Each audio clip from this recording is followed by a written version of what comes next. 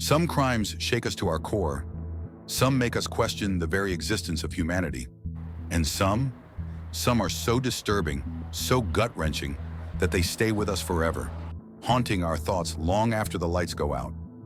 A teenage girl kidnapped and subjected to 44 days of unimaginable torture, a crime so inhumane, so evil, that it's hard to believe real people were responsible for it. Junko Furuta never stood a chance. A seemingly perfect family, a happy home, and a mother excited for the future, until one night her own husband turned into a monster. What happened to Shanann Watts and her two daughters at the hands of Chris Watts is something straight out of a nightmare. And then, there's the story that will keep you up at night. A 15-year-old girl, brutally attacked, her body left to die. But what happened next? No one could have predicted. Against all odds, Vincent did something that no one thought was possible. These true crime stories are so disturbing, they might ruin your sleep. Are you ready? First on the list is the murder case of Junko Furuta, a nightmare that shook Japan. It was a chilly evening in November 1988, and 17-year-old Junko Furuta was walking home from school in Misato, Japan. She had no reason to feel unsafe. Japan was known for its low crime rate, but Junko never made it home that night. Her parents waited for her, the dinner table set, expecting to hear the jingle of keys at the door, but the house remained silent. What they didn't know was that Junko was living through one of the most harrowing and horrific nightmares in true crime history, one that would last for 44 days and haunt Japan forever. The question remains, how could something this brutal happen in a quiet suburban neighborhood, with so many people knowing, yet doing nothing? Junko Furuta wasn't the type of girl to get involved with dangerous people. She was a good student, responsible, well-liked by her peers, and had a bright future ahead of her. But all of that was taken away in a moment of fate when she crossed paths with a group of teenagers who had no regard for human life. For 44 days, she was trapped in a house of horrors, enduring things so inhumane that they defy comprehension. But perhaps the most chilling part? People knew. Neighbors heard her screams. The captor's own parents saw what was happening. Yet no one stopped it. How does something like this happen? And how did 4 teenage boys commit such unspeakable evil? The abduction, a simple walk home, turns into a nightmare. It all started when Junko Furuta was approached by Hiroshi Miyano, a 17-year-old who was known for his connections to the Yakuza. He asked her out. She said no. For most people, rejection is a small bruise to the ego, but for Miyano, it was a challenge. That night, he and his gang plotted their revenge. One of them pretended to have an injured leg, asking Junko for help. The moment she stopped, they ambushed her. They dragged her into a house that would become her prison. And nobody, not her family, not the police, not the neighbors, would come to her rescue.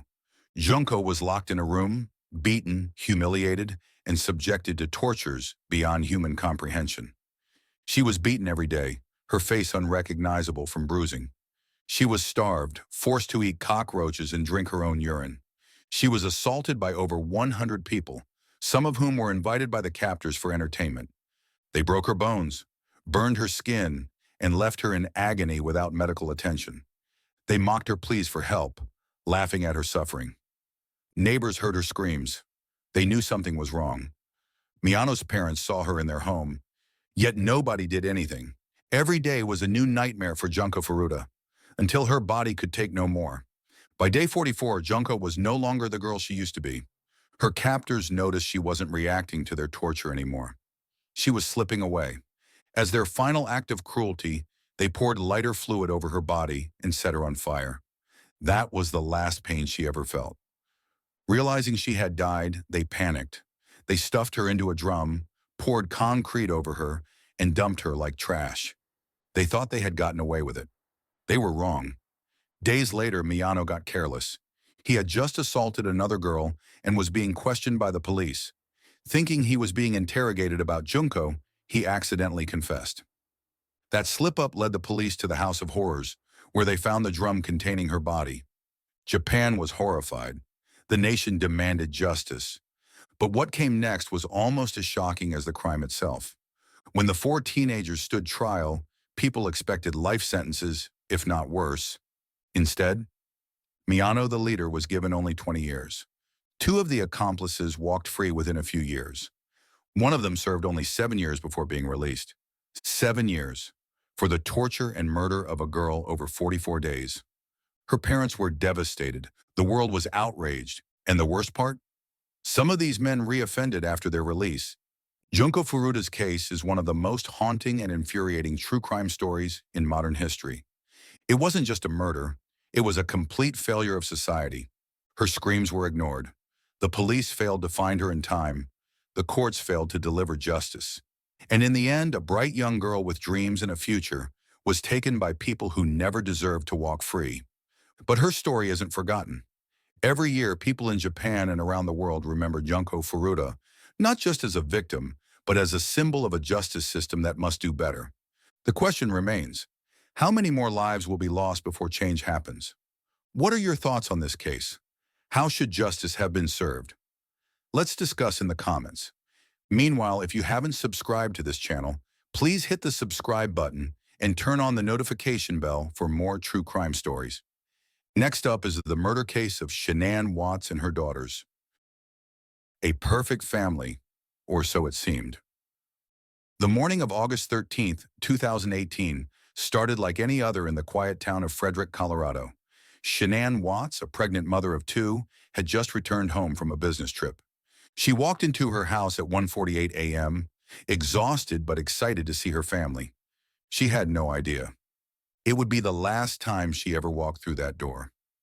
By sunrise, Shanann and her two daughters, Bella, 4, and Celeste, 3, had vanished. Her phone was still at home. Her car sat untouched in the driveway. And her husband, Chris Watts, played the role of the worried husband and father, pleading on national television for their safe return. But behind his forced tears was a dark, unspeakable truth. Chris Watts wasn't searching for his family, because he already knew exactly where they were.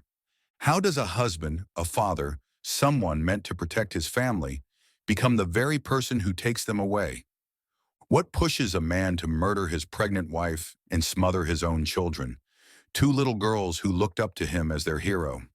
The world would soon learn the horrifying truth, and it was far worse than anyone imagined. The perfect illusion, a picture-perfect life? To the outside world, Shanann and Chris Watts had it all. A beautiful home in a quiet neighborhood, two adorable daughters, a baby boy on the way, a seemingly loving marriage. On social media, Shanann posted videos of her daughters laughing, playing and singing, while she proudly gushed about her husband. "He's my rock. He's the best dad. I love him so much." But what the world didn't see was the cracks forming beneath the surface. Chris wasn't the man she thought he was. And soon those cracks would shatter everything. While Shanann was working hard to support their family, Chris Watts was living a double life. He was having an affair with a woman named Nicole Kessinger, a co-worker who had no idea Shanann was pregnant. Chris wanted a new life, one without responsibility, one without his wife and kids. And instead of divorce, he chose murder. August 13th, 2018, 2 a.m. Shanann had barely set foot in the house when Chris attacked. As she lay in bed, he straddled her, pressing his hands around her throat. Shanann's last words, "Chris, why?" She fought for her life, but he didn't stop. And when it was over, he wrapped her body in a bedsheet. But the horror wasn't over yet. Chris walked into his daughter's room. They were awake. They had heard everything. "What's wrong with Mommy?" Bella asked. Chris had a choice. He chose to kill them too. He loaded their little bodies into his truck alongside Shanann's corpse and drove to a remote oil field. One by one, he smothered them. Celeste first, then Bella. Bella's last words, "Daddy, no!" Then, as if they were nothing, he stuffed their tiny bodies into oil tanks and buried Shanann in a shallow grave. His wife, his daughters, his unborn son, gone. And by sunrise, he went back home and pretended nothing had happened. At first, Chris played the part of the grieving husband. He gave interviews. He begged for his family's return. But the lies didn't last long. The police saw through him. His body language was off. His stories kept changing. And then came the biggest mistake of all. Chris Watts agreed to take a polygraph test. He failed miserably. Interrogators cornered him. They told him, "Chris, you failed. Now tell us what happened." The pressure was too much. Chris cracked. But in a final act of cowardice, he tried to blame Shanann, claiming she had killed their daughters in a fit of rage. The police didn't believe him, and neither did the world. Chris Watts had only one option left: a confession. Chris Watts was sentenced to life in prison without the possibility of parole. He will never see the outside world again. But that doesn't bring Shanann, Bella, Celeste, or baby Nico back. A father, a husband, a protector. He became their executioner, and the world will never forget the monstrous betrayal of a man who had everything and still wanted more. This case isn't just about a murder. It's about the lies people tell, the masks they wear, and the darkness that can hide behind even the most perfect smiles. What warning signs did Shanann miss? Do you believe people like Chris Watts can ever truly be understood? You know the drill. Drop your comments and let us know your thoughts. Speaking of how Shanann could have seen the signs and run for her life, this next case is the survivor case of Mary Vincent. It was September 29th, 1978, and 15-year-old Mary Vincent was doing what many young people did in the late 70s, hitchhiking to get home. She had left her troubled home in Las Vegas and was making her way back to California. She was tired. She was alone. She just wanted to get home safely. And then a blue van pulled over. Inside was Lawrence Singleton, an older man with a warm smile. He looked harmless, like a friendly grandfather. He said he had a daughter her age. He promised he wasn't a threat, and Mary believed him. But within hours, she would come face to face with pure evil, an evil so unimaginable that it should have killed her. Yet against all odds, she survived. Mary Vincent had no reason to fear Singleton. She had trusted a stranger, like so many others did at the time. But how do you escape when the very person who promised to help you is planning to end your life? And when you're left to die in a ditch, miles from civilization, with no one around to help, how do you find the strength to keep going? Mary Vincent's story is not just one of survival. It is one of pure, unstoppable willpower. And what happened that night will haunt you forever. The wrong ride, a friendly stranger with dark intentions. Mary had been waiting for a ride when Singleton pulled up in his van. At first, everything seemed fine, but then Mary noticed something off. He took a wrong turn, heading away from her destination. He gripped the steering wheel tighter, his knuckles white.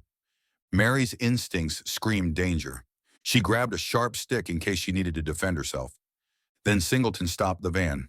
He told her he needed to use the bathroom and stepped out. Mary relaxed for a moment, and that's when he struck. Before she could react, Singleton slammed her head with a hammer-like object.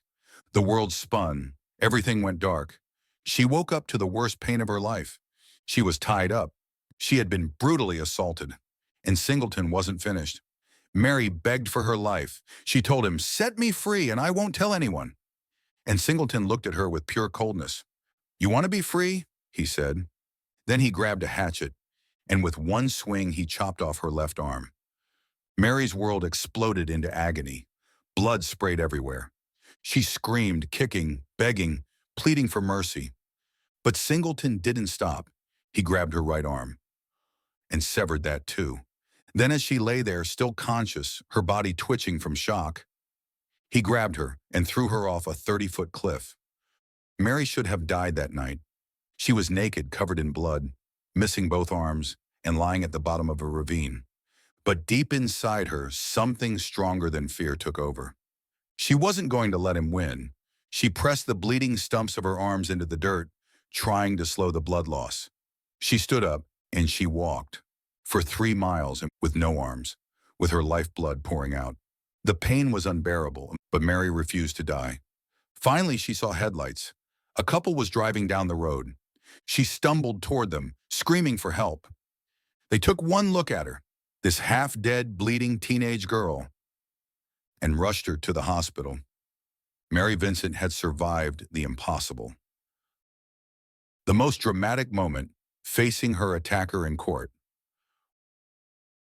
While Mary fought for her life in the hospital, Singleton was arrested, and now she had to do the hardest thing of all. She had to face him in court. With her wounds still healing, she sat in front of him. And when the prosecutor asked her to identify the man who had done this to her, she didn't hesitate. She lifted her new prosthetic arm, pointed directly at him and said, "That's him." Singleton was sentenced to 14 years in prison, the maximum sentence at the time. But Mary's nightmare wasn't over. He only served 8 years. Despite his horrific crimes, Singleton was released early for good behavior. And Mary knew he would kill again. For years, Mary Vincent lived in fear, knowing Singleton was free, and she was right to be afraid. Years later, he killed again. In 1997, Singleton murdered a woman in Florida. This time, there was no second chance. He was sentenced to death, but he died in prison before the execution could happen. Mary Vincent, she became an artist. She paints using her prosthetic arms. She became an advocate for victims, using her story to fight for justice. She survived what should have been her last night on Earth, and she turned her pain into power. What can we learn? Mary Vincent's story is one of unbreakable willpower. She is a living reminder that evil exists, but so does the power of survival, resilience, and justice. How did Mary find the strength to survive? Do you believe Singleton should have gotten a harsher sentence? Let's talk in the comments. 3 stories, 3 different nightmares, 1 horrifying truth. Evil doesn't always look like a monster hiding in the shadows. Sometimes it looks like classmates, a husband, a stranger offering a ride. And sometimes, the victims fight back. Junko Furuta never got to tell her story, but the world will never forget what happened to her. Shanann Watts and her daughters had their futures stolen from them by the very man they trusted the most. And Mary Vincent? She refused to die. And in doing so, she made sure that her attacker never hurt another girl again. These stories are horrifying. They are brutal. They are the worst of humanity. But they must be told. Because in the end, the only thing more terrifying than these crimes is forgetting them. What do you think about these cases? Which one shook you the most? Tell us in the comments, if you can even find the words. Subscribe for more true crime stories you'll never forget.